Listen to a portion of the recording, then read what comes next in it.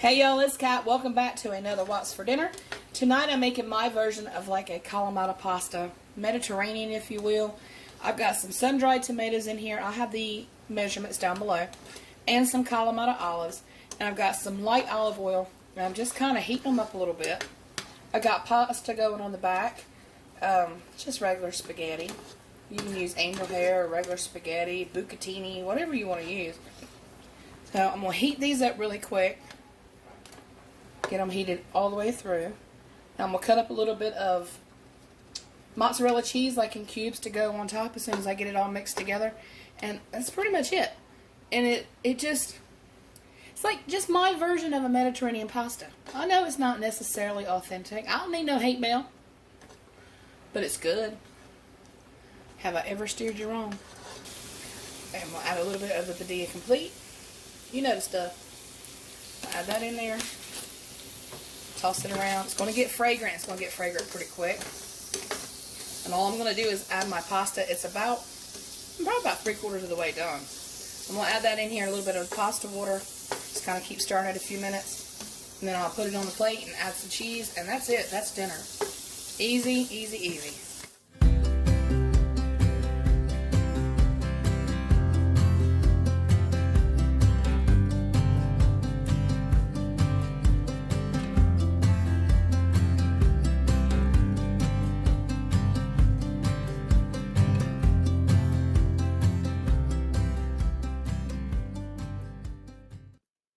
Start to finish, this took about 12 minutes.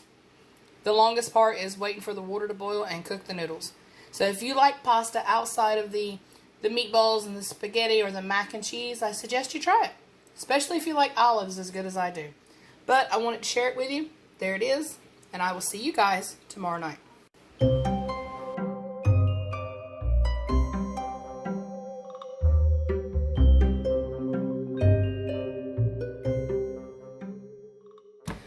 Alright y'all, so there is a keto dish out there. I think I actually made it one time before, I'm not sure.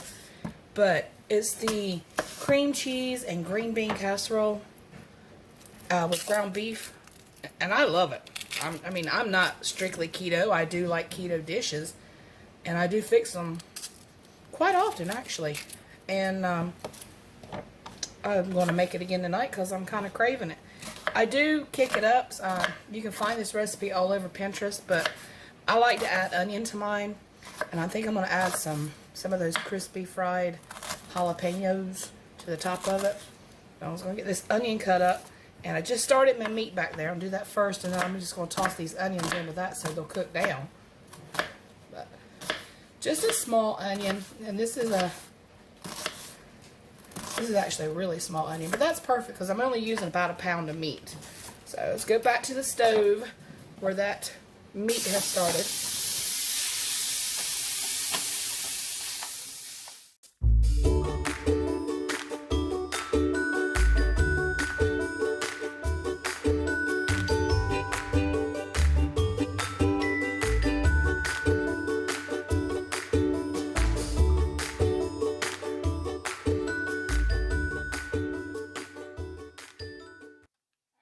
One stick of room temperature cream cheese and just start working that through. See how soft that is? I've had it out for quite a while. But I'm going to start walking it. We're walking. Start working it through there and let it get melted good. Get it incorporated with the ground beef. And you want to make sure that you use a skillet that is oven safe. So when I get all this put together, I'm going to put it in the oven, which will actually be beeping here in just a second. Because I'm going to top it with some more cheese and those jalapenos. It's going to be delicious. I'm telling y'all. Alright, I'm going to come in and add just a couple splashes of heavy cream. Just kind of loosen it up a little bit, spread it out. Oh yeah. Yum. I love this stuff. I don't know who originated this, but I mean, you and I should be pen pals or something, because this is a great idea. The flavor is amazing. I know all the adjectives. I know I'm going crazy over here, but it's good. Alright, 2 cans of drained green beans. I just use Great Value, because why not? Put both of them in there. I got a green bean just flew right across the kitchen. And I'm just going to fold all this in together because I don't want to break up those green beans too much. I mean, it's inevitable that you're going to cut a couple of them, but not all of them. So I'm going to get that incorporated really good. Alright, I'm just going to top it with like a Fiesta blend. This is from Lidl, but it's the Monterey Jack, cheddar, and quesadilla cheese. Yeah, I said dilla. I know how to say it. We're going to top it with as much as you want. I'm not going to tell you a cup. I'm not going to tell you 2 cups. I'm just not. You want to round this sucker over?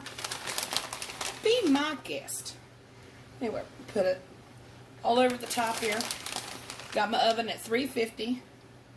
And this is already hot. You're really putting it in there to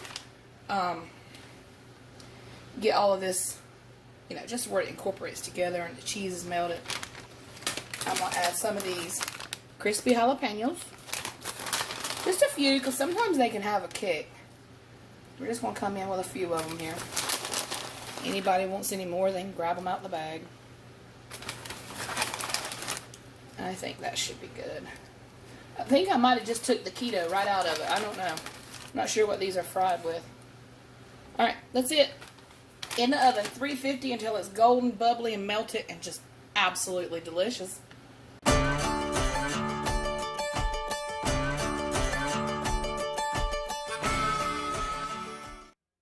Now this is where you can unketo it. You can add some toasted bread if you'd like, or anything that you want to. But that right there is all you need. You got your meat, your cheese, your veggie. It's just a one-dish wonder. Alright, y'all. See you tomorrow night.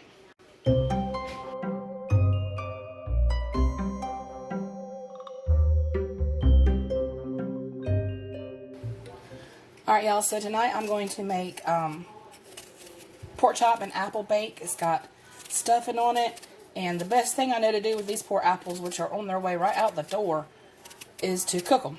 So we're going to cook these 2 red ones. Well, we're going to cook them all, but definitely need to cook these 2 red ones because they are getting soft. So go ahead and, well, they've been washed, but I left the stickers on them. It'll be alright. Let's take that off. Just going to peel them and dice them up a little bit, and we're going to pan fry them in just a little bit of butter just to get them kindly soft. It won't take much for the red ones, that's for sure.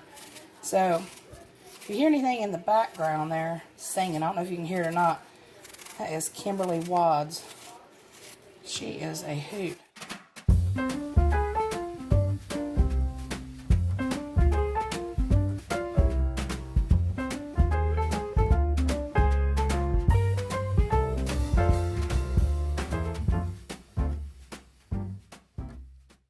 I got half a stick of salted butter in there. I'm going to add the 4 apples. And this is going right in the oven, right from this pan to the oven. But I am going to have to take the apples out for a few minutes after they get cooked down a little bit. And I'm going to sear off the pork chops and then put them back in. You'll see. I don't know if you've ever had this before. I made this probably, oh gosh, I'd have to ask Bob. But I think we were still living in Colorado the first time I made it. I found it in a magazine. I don't know what magazine I found it in. But it is so good. Yep, there's a So Good. Have we had a So Good so far? Well, we got one now. So we're going to just cook these down just a little bit. They don't have to be, you know, they don't have to be super soft because they are going in the oven. So they're going to soften down. But the original recipe calls for apple pie filling. Well, I don't have any, but I got plenty of apples. I mean, 'tis the season, right? So, I'm going to make my own. So let's cook them down a little bit.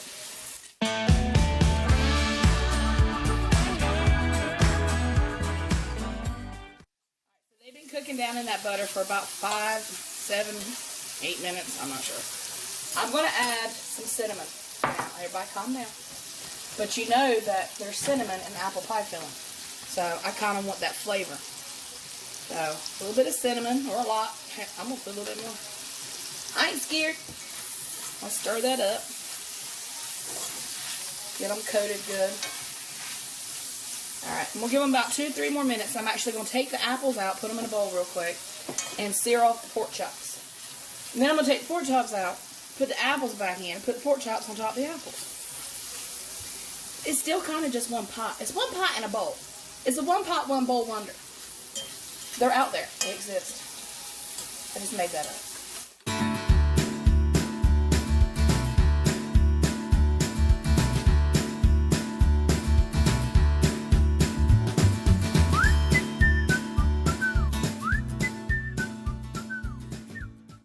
Alright, I've got 4 boneless pork chops. I'm going to add them right to that butter. Just going to brown them up a little bit. Kind of kickstart the cooking process. And put those right in there. Now, I'm put some salt and pepper on it. No special seasonings today, just some salt and pepper. Just some old school. And my pepper's over here, hiding. I'm not even going to take it out and sprinkle it with my hand, y'all. I'm just going to do it like this. So I'm going to cook them about 3-4 minutes on each side. And then take them out. And they're nowhere near done. Take them out, put the apples back in. You know the drill. Alright, so I use chicken stuffing. You can use the pork if you want. I really don't care for it. I think it's kind of strong with that fake pork flavor. But you do you. You do whatever you want to. So all I'm adding is the water. And it's just tap water hot. 1.5 cups. And that's all you got to do to it. Just stir it around. Let it get incorporated a little bit. I'm going to go flip them pork chops. This goes on top. Y'all just don't have any idea. Some of you might. Some of you might have had this. It's so good. Alright, so at this point, turn your heat off. It's plenty hot, plus it's going in the oven. Get all them in there as flat as you can. And then we're going to take our pork chops. And we're going to arrange them right on top of those apples. I know it seems weird, don't it? When I saw it in the magazine, I was like, ew, no. And then the more I read it, the more I was like, well, pork chops and applesauce go really good together. Pork chops and stuffing go really good together. This might be great. Alright, gotta go grab the stuffing. I'm gonna put the stuffing right on top. Now you can double this recipe, like if you have a bigger family than we do. You can double this. You know, do 8 apples, 8 pork chops, 2 boxes of stuff, and put it in a big old 9x13. I mean, you can do it that way too. But it's just us, so. Alright, in the oven, 350 degrees for about 35 to 45 minutes. Just keep an eye on your dressing. You don't want it to burn, but you don't want to cover it either. So just keep an eye on it. And when it's brown and golden on top, and it just looks like it's happy, then it's done. And typically I don't serve anything with this. We just kind of eat it like it is. It's a really great meal for that.